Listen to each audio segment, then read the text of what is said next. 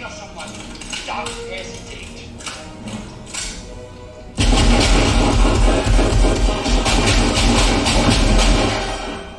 Thanks for the advice. Sorry to waste your time. No problem at all. Merry Christmas. Merry Christmas to you.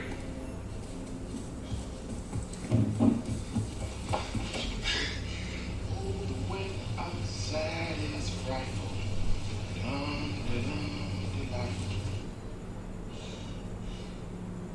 For the love. Hey, Lincoln 30 to dispatch. Yeah, that's a wild goose chase over here at Nakatomi Plaza. Everything here's okay. Over. But nobody has. Let it snow, let it snow, let it snow.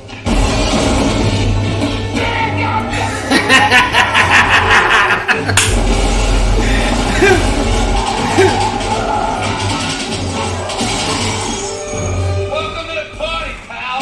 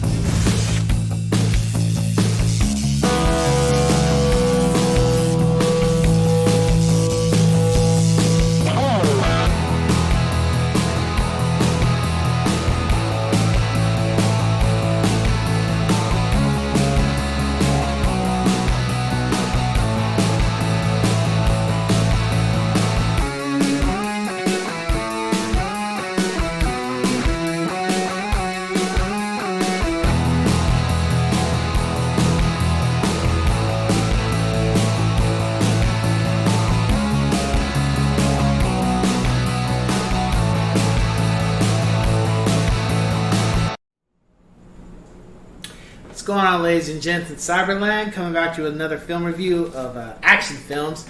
And man, it's been a long time coming, but we are here. One of the greatest action films of the 80s. Totally set the bar moving forward with how an action film needs to be done, how the music needs to be done, how the villains need to be done, how the shooting, just everything. And even the hero, how you can do the characters and stuff, just, you know, and also the heroines too. Just, yeah. Oh.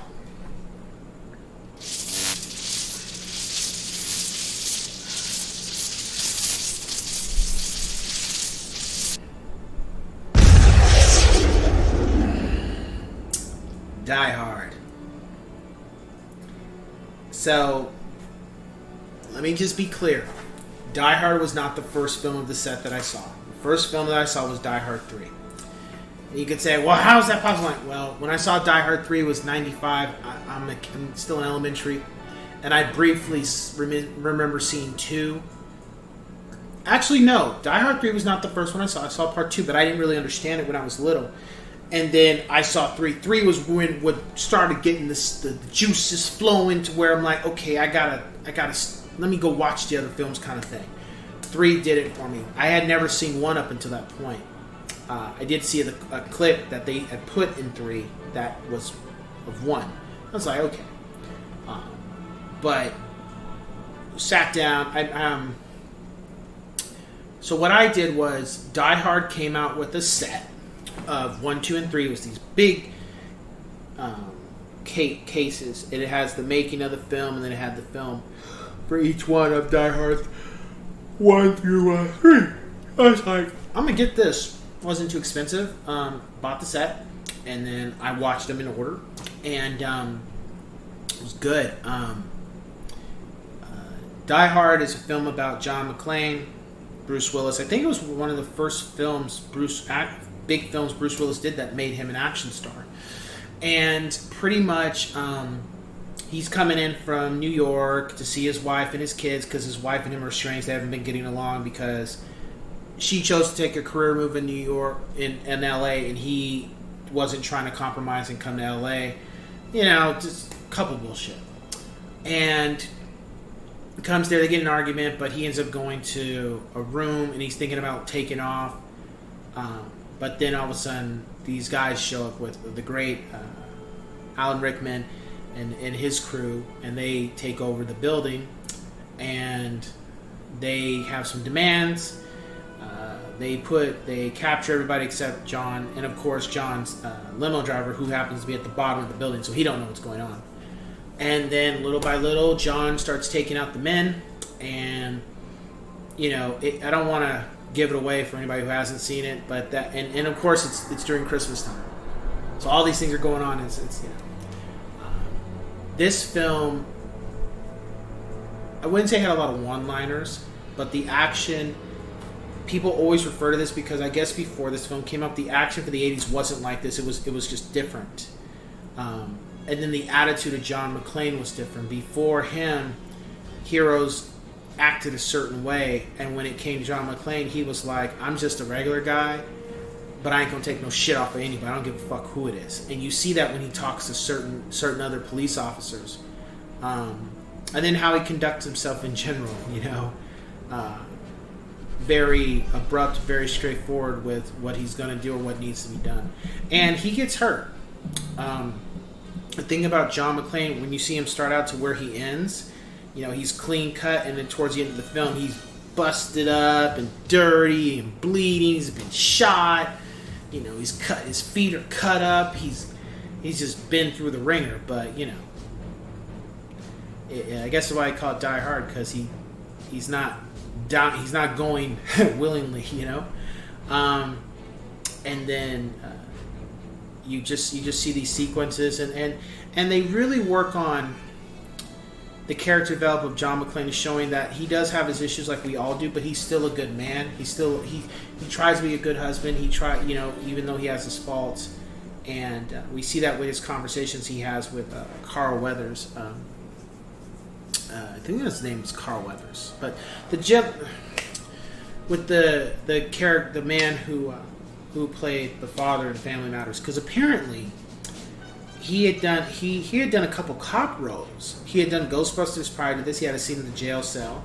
And he had done some other stuff, and they cast him. And it's funny because after this scene, this part he had, I think some way or another, his mannerisms ended up getting intertwined into Family Matters, and it's just interesting.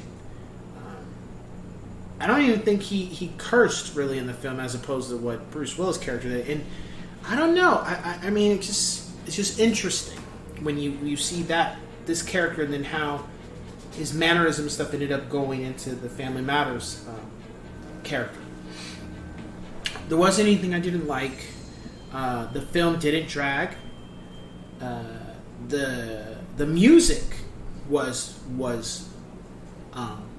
you know how Ghostbusters has a legendary soundtrack, not the songs, the orchestra. Same thing can be said for Star Wars and Indiana Jones, and you know, like Batman, Tim Burton's Batman, or even the Dark Knight soundtrack, or Superman, Christopher Reeve's Superman.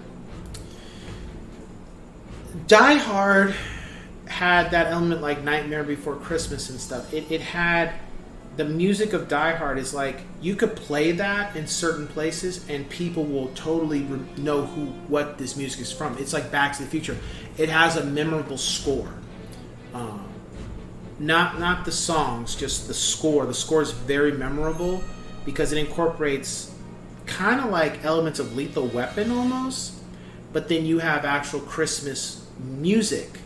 You know, certain Christmas, certain scores that are used during Christmas time that is incorporated into the movie. And I think that's what really makes the film memorable. To the point where 2 was during Christmas, 3, 4, and 5 are not. But they still grab elements from Die Hard, the orchestra, the score, and they put it in the other films.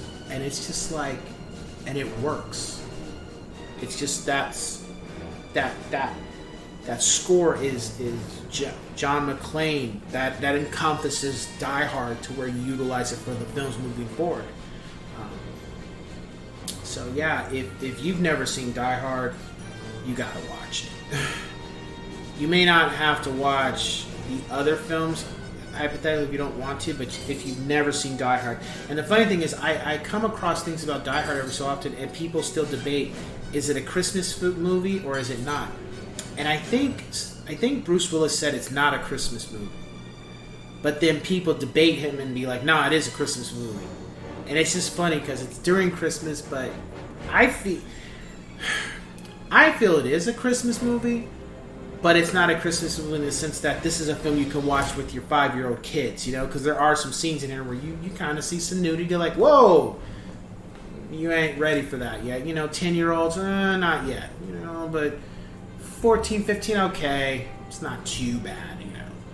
But 10 and below, like, I haven't let my kids watch Die Hard yet. I don't think there's...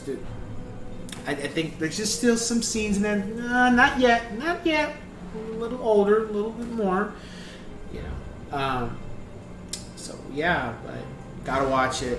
You would not be disappointed. It's just good.